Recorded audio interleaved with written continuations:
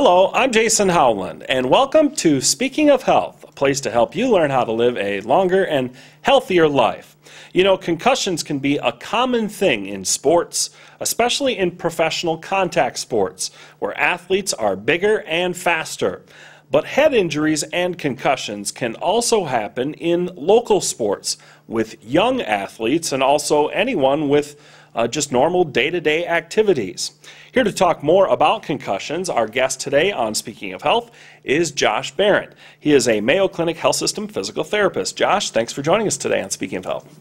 Glad to be here. Thanks for having me. Look forward to this interesting discussion we're going to have. Well, let's start off the discussion by explaining what exactly is a concussion. People have probably heard of it, but a lot of people probably don't know exactly what it is. Sure. Concussion is classified as a mild traumatic brain injury that typically occurs with a blow to the head, but doesn't have to be a blow to the head. You can also get a concussion with a blow to the chest and have a rapid deceleration or acceleration to the head.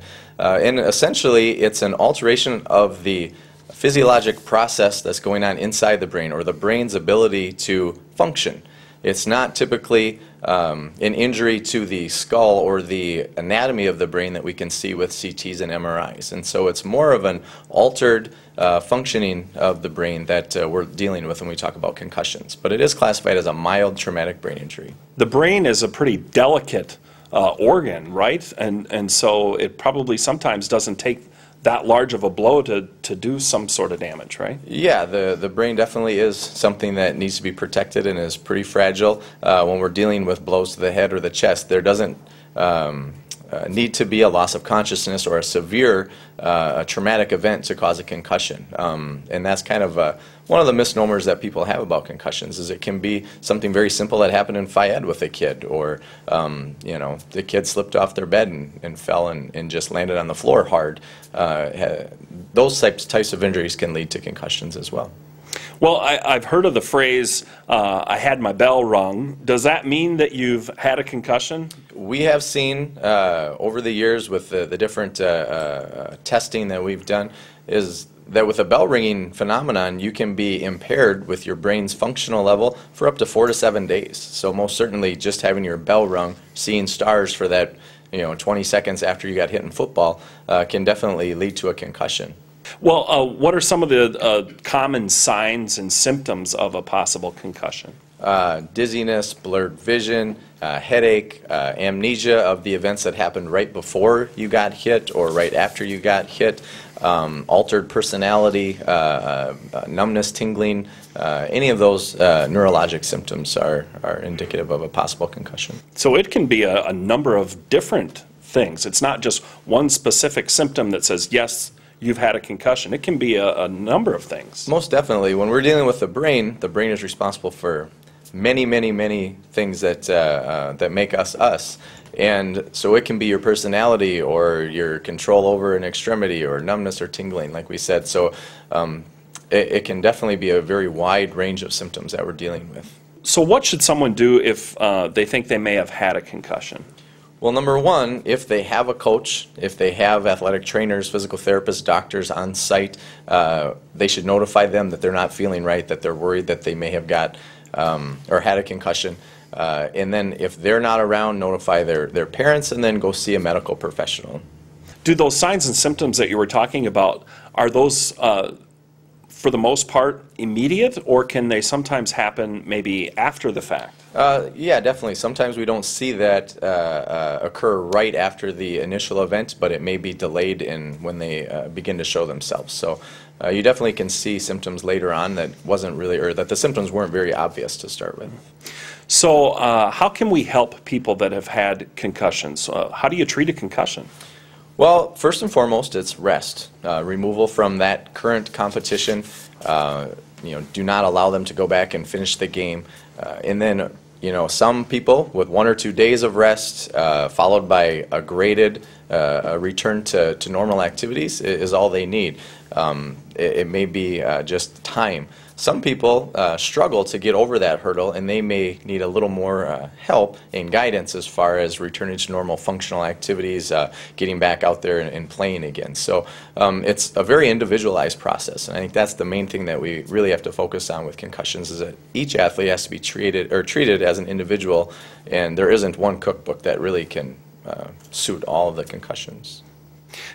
You know, the brain isn't like getting a scrape on your knee where you can put a Band-Aid on it. You know, the brain inside your skull, you can't reach it, so rest, best way to heal it, right? Yeah, rest, and the thing that we often forget is mental rest is key too. We advocate removing them maybe from school for a day or two so that they're not taking a calculus test the day after, because that's just as taxing on the brain as, you know, jogging around the block for a half hour. So kids hate to hear, we want them to take their cell phones away, you know, no video games, remove them from school for a day or two, and just let them rest initially, both with the mental and the physical aspects. I know for professional sports, like for example the NFL, they have certain rules for concussions on when an athlete can return to the field. Are there things like that for, say, high school athletes, young athletes? Yes, we essentially follow the same protocol that the NFL system uses. We want them to return to symptom-free activities. They have to pass a neurocognitive test. We use the impact test, which is a neurocognitive test assessing the brain's functional abilities, whether it's memory, reaction, processing, things like that. They have to return to their baseline exam and then return to non-contact drills without symptoms, and then return to contact drills without symptoms, and then we're going to allow them to return to their current sport.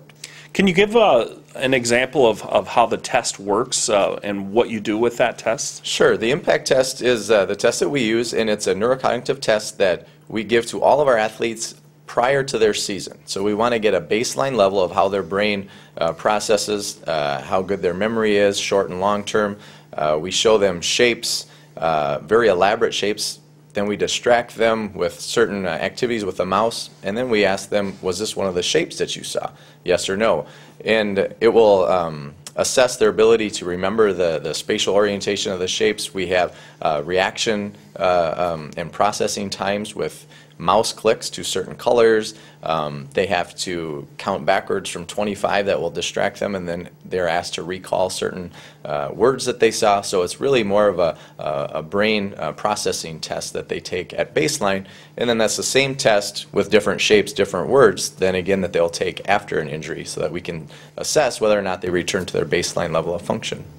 So are there risks for people who may, or athletes that may return to the field too soon after having a concussion? And what are those risks? Most definitely. The number one thing that we're trying to prevent is a second injury, and there's a term called second impact syndrome that is a fatal condition that occurs when an athlete goes back to play before their brain is recovered from the first concussion. If they haven't recovered fully, their brain is much more susceptible to a second, more severe injury. There were 40 cases in the last 10 years in the U.S. that led to death after a concussion, where an athlete went back to play too soon. So that's the number one ultimate thing that we're trying to prevent when we're dealing with concussions and return to play. Also, they may have second, third concussions that leave them with permanent brain injury signs and symptoms as well. So things that never do get better. And those are the severe cases that we're really trying to avoid and make sure our athletes are the safest. Are there ways to avoid concussions, to prevent a concussion from happening? Number one, is having the right equipment and using the right technique. Coaches can really assist us when they're teaching kids how to tackle or how to check in hockey, that they're not using their head as a weapon. They definitely need properly fitting helmets and pads. Outside of that, concussions do happen. They're part of sport, with kids being faster, stronger, participating in sports at a much younger age. Things are going to happen, and we know that we can't prevent all concussions. But with proper coaching, proper techniques, and proper equipment, we can see concussions reduced. So Josh, I would think that education is really key for something like concussions, where it's not a visible injury. Education is really important, right? Yeah, most definitely. We've found through some of the programs that we've instituted within the Mayo Clinic Health System that education is first and foremost when you're starting a program off. We had to reach the coaches, the parents, the kids, and the physicians and the healthcare team that cares for these individuals and make sure everyone's on the same page. They all understand the risks of concussions and the purpose that the program is being instituted for. Once they realize that we're there to protect the kids and ensure their safety in participation with sport, then everyone can be on the same page and really buy into the program. If you just left that portion out, they think that we're trying to prevent their child from playing in the game that can help them to the state tournament, and that's really not the case. We're trying to ensure that they return at the safest level that they can, but yet participate too, because that's what sports is all about. So, and that's probably one of the most difficult things about a concussion, I would assume, is because it's not a visible injury that a parent may think, you know, Johnny's fine. Look at him. He's doing great. He can go back out on the field or on the court. But sometimes that's not the case. Yeah, exactly. And that was always the trouble with the old system that we try to use, is that they wanted to classify it as a mild or moderate or severe concussion. Was it your first, second, or third? Then you should sit out 1 week or 2 weeks. The CT scans, the MRIs that were taken were normal 97% of the time because they were assessing for cranial fractures or hemorrhages in the brain, very severe issues. But concussions never showed up on those images. But parents thinking, oh, they took an MRI, it was normal, my kid is fine.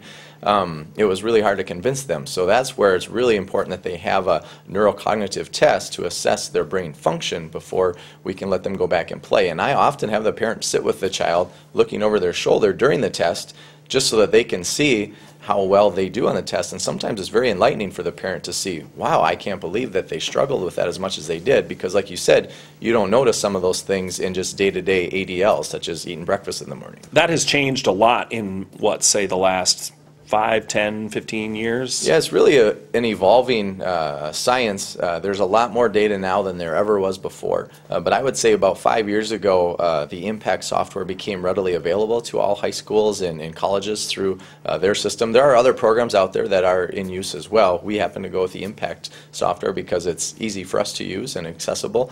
But yeah, definitely about the last 5 years, we've seen a lot more attention to concussions and attention to the management of concussions. And we've seen successful outcomes as well. So it's been very exciting to see. Let's say an athlete may or may not have had a concussion during a sporting event. You said to talk to the trainer or the coach or a parent if they suspect that possibly they have had a concussion.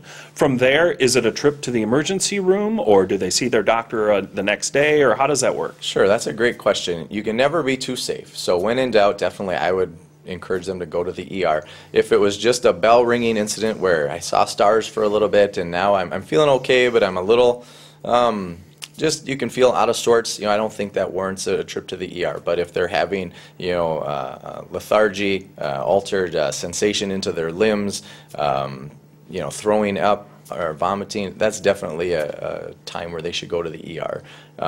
But for the most part, if it was just a mild concussion, it's not an emergency, and they can follow up with their family physician the next day. We're lucky because we work very closely with our family doctors, and they support our program very well. They have a very good understanding of what we accomplish with the testing, the impact software, and then the graded return to play progression that they go through. So that's a very good partnership that we have, and it's definitely a key component to a good program. So Josh, are there certain people that may be more susceptible to getting a concussion? Sure. It's interesting you asked that. We see, number one, women or young gals tend to be a little more vulnerable to concussions, and if they have had a concussion, they take a little bit longer time to recover. The other thing is that they found through studies that people have a genetic predisposition to sustain concussions. And so maybe a severe blow to one child did not result in a concussion at all, and then a more mild play in football or a check in hockey results in a concussion that is pretty debilitating to another child. So that, again, I can't reinforce enough how each child has to be managed individually, and each concussion is its own separate event that we have to really manage against their own background data. Well, thanks, Josh. This is all great information. Hopefully, a lot of parents learned some more about concussions out there, and we can help some of the kids that may be possibly experiencing concussions and don't even know it. Yeah, no problem. It was my pleasure, and I enjoy talking about this stuff, so feel free to ask any more questions if you need anything. All right. And thank you for joining us today on Speaking of Health. Have a great day and be healthy.